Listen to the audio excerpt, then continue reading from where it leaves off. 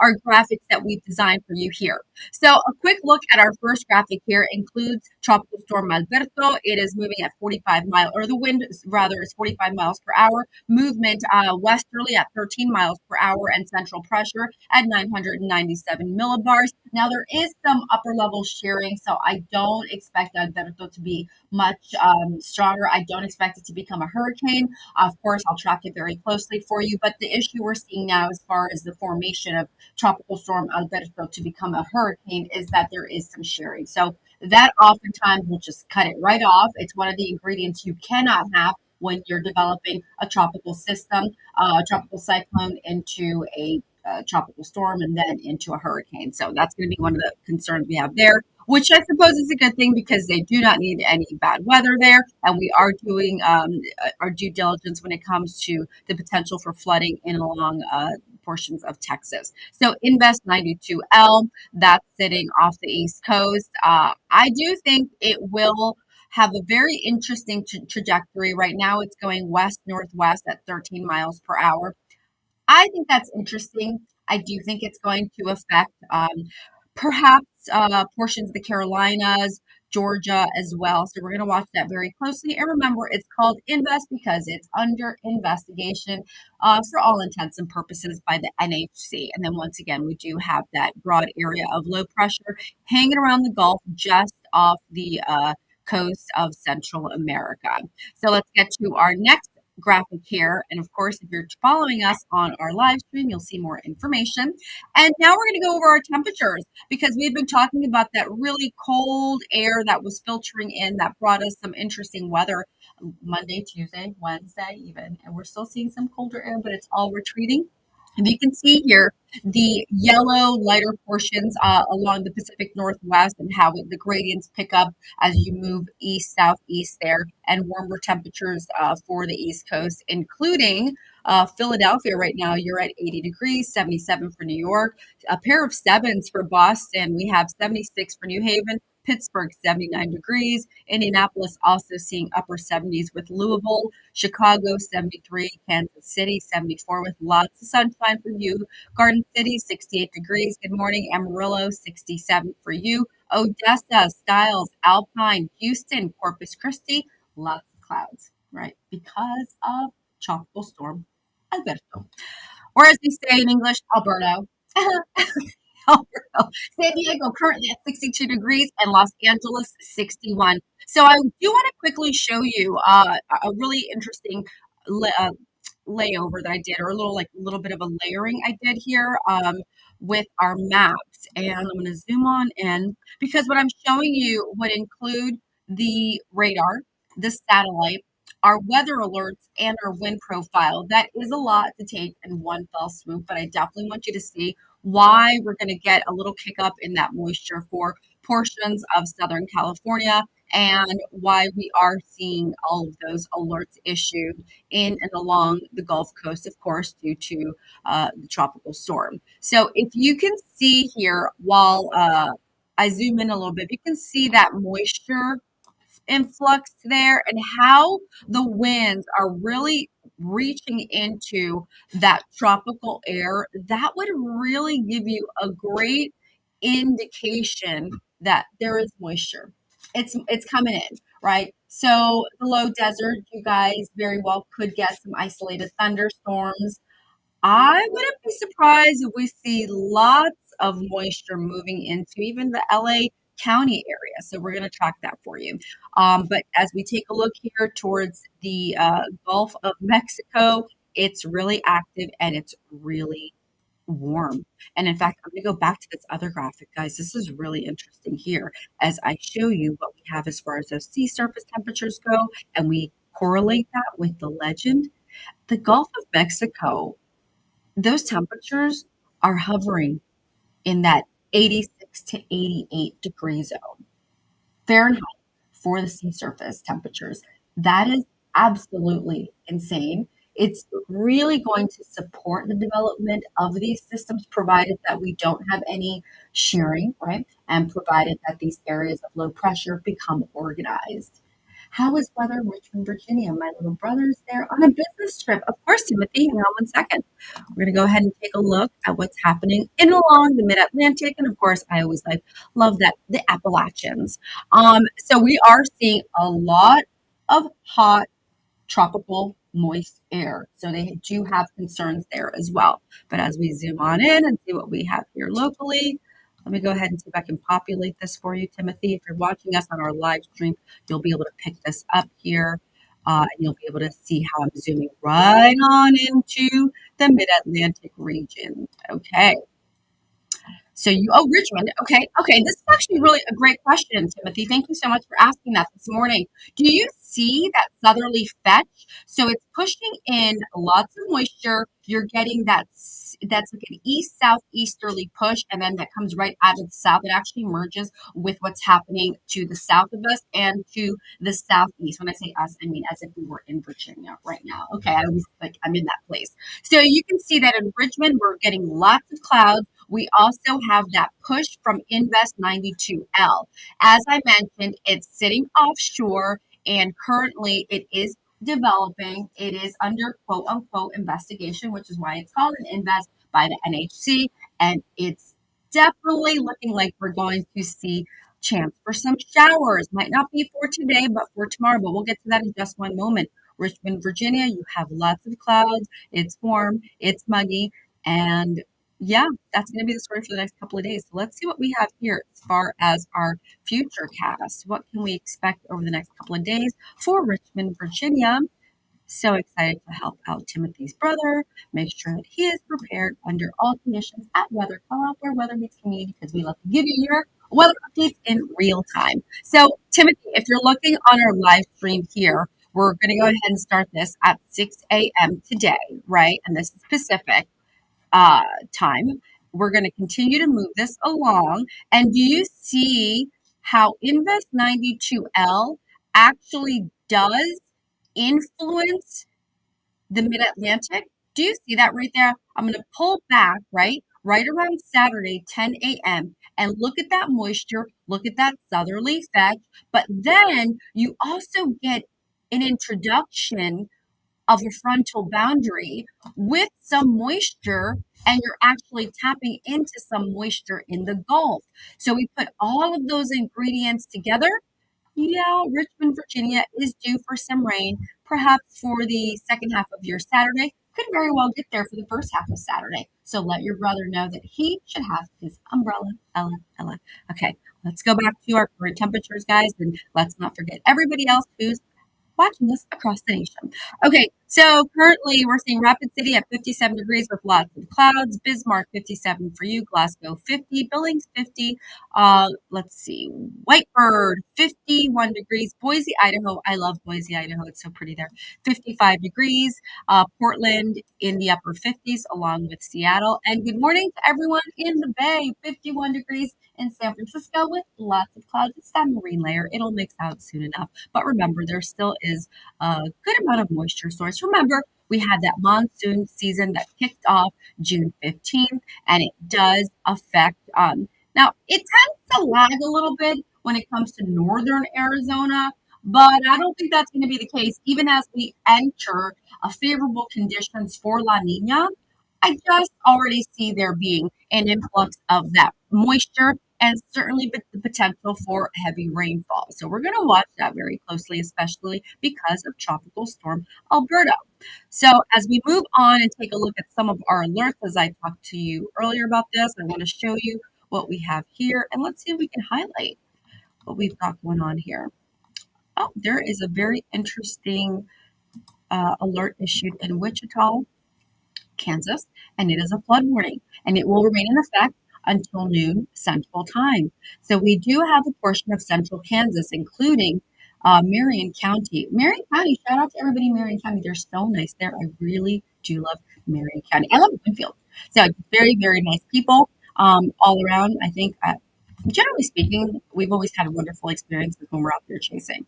So they're talking about the dangers of not being able to recognize a flooded area, especially when it's darker, maybe before sunrise or after sunset. I think that's a wonderful tip there. Thank you so much to the National Weather Service for giving us that information.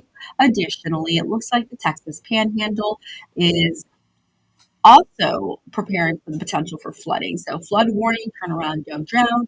When encountering flooded roads, it's something you really want to be mindful of and you really want to be respectful of. So, yep, it's for the Texas, Oklahoma Panhandle. I'm moving into New Mexico. Good morning to everybody in New Mexico.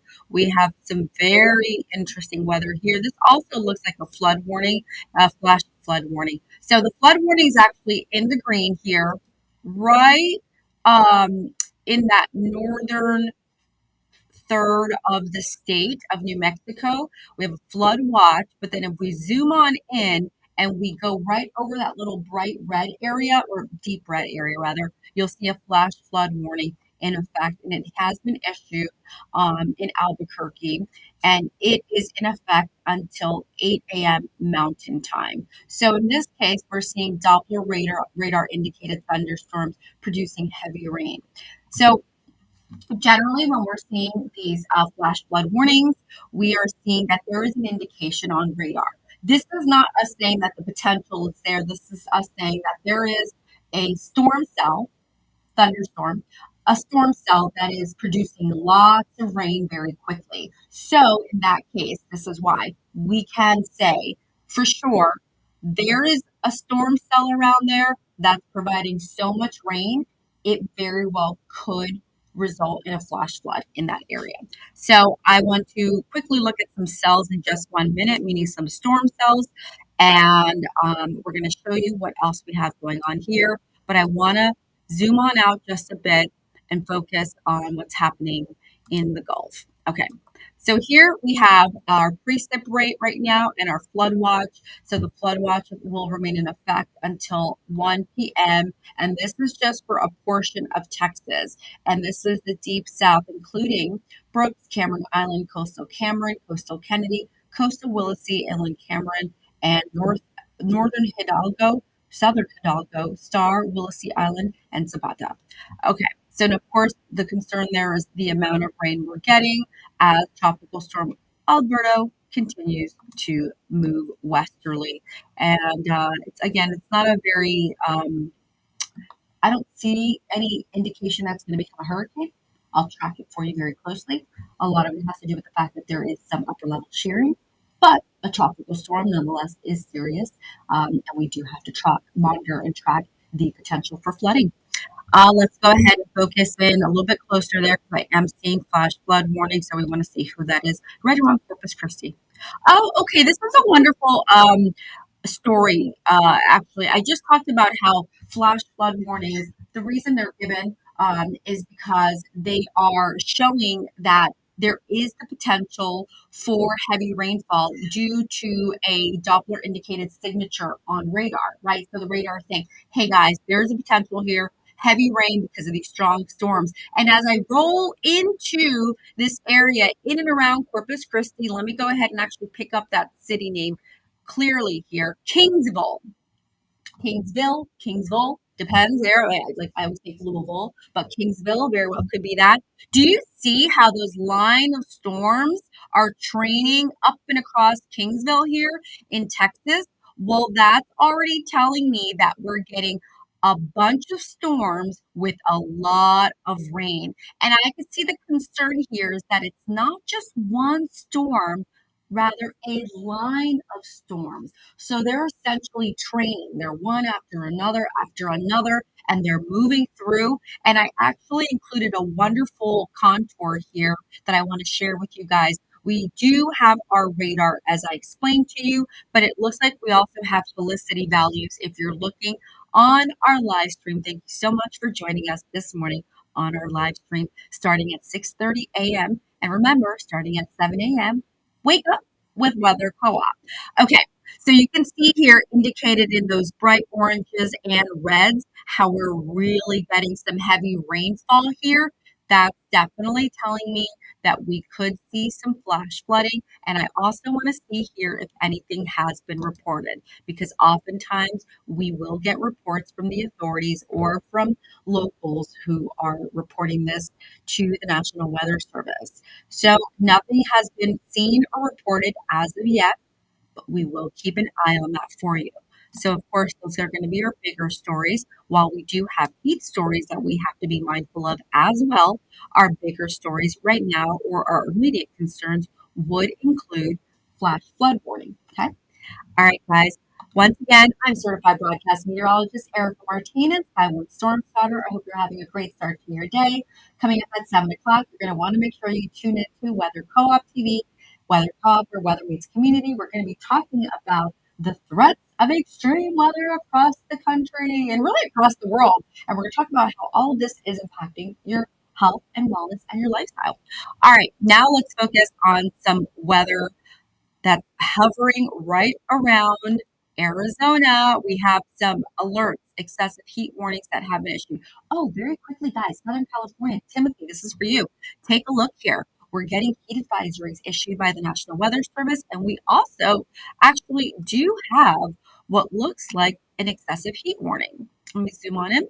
It's an excessive heat watch, also has been issued by the National Weather Service. All right, so let's get back here to what I was talking about a few seconds ago, and that was the excessive heat warning issued by the National Weather Service and also blowing dust. So we have that blowing dust advisory and we have an excessive heat warning. So remember, conditions are dry, and while we are in the monsoon season, it's just ramping up. And while I do think this promises to be an active monsoon season, right now we still have dry conditions, and this is why we are seeing an excessive heat warning in effect, as well as a blowing dust advisory in effect until 3 p.m. this after starting at 3 p.m. this afternoon until 8 p.m. And of course, that's local time or mountain time. So, with temperatures ranging from 106 to 113, not heat indices, but actual temperatures, the concern there, of course, is your wellness. Additionally, blowing dust is going to be a concern, and visibility will be as low as 1/4 of a mile due to thunderstorm outflow. All right. And of course, that would be those storms that we're talking about that are moving in and across the region. And then, of course, we have to look at that outflow and how that could pick up some dust. So that's a very interesting alert there that we're going to be tracking for you. I do have to zoom out, focus on a few items here, including special weather statements. Once again, it looks like Missouri, you are issuing that statement due to the potential for heat concerns. We also have air quality alerts as well that have been issued, and that's a major concern for us here at Weather Co-op because we are all about making sure that your health and wellness are key to us. All right, Indiana, we're seeing air quality alerts issued along with heat alerts, and that's what we're going to be tracking for you this morning. Let's see what we have. Excessive heat warning for portions of Indiana. Wow. We have heat advisories that have been issued in and along the Midwest. And of course, now we're looking at the East Coast, tri state area. We do have concerns for heat related illnesses. Right now, we're seeing precipitation rates up and along the Gulf Coast at about 2 1/4, actually 2 3/4 of an inch per hour. Wow, really interesting there. All right, let's go ahead and take a look at what's happening on the West Coast. I gotta show you guys some love. All right. I know. I feel like I've been focusing just on the East Coast, on the Midwest, on the Northern Plains, but it was pretty interesting. Like you guys saw, there was winter weather in June for the Northern Plains. Like that was pretty wild.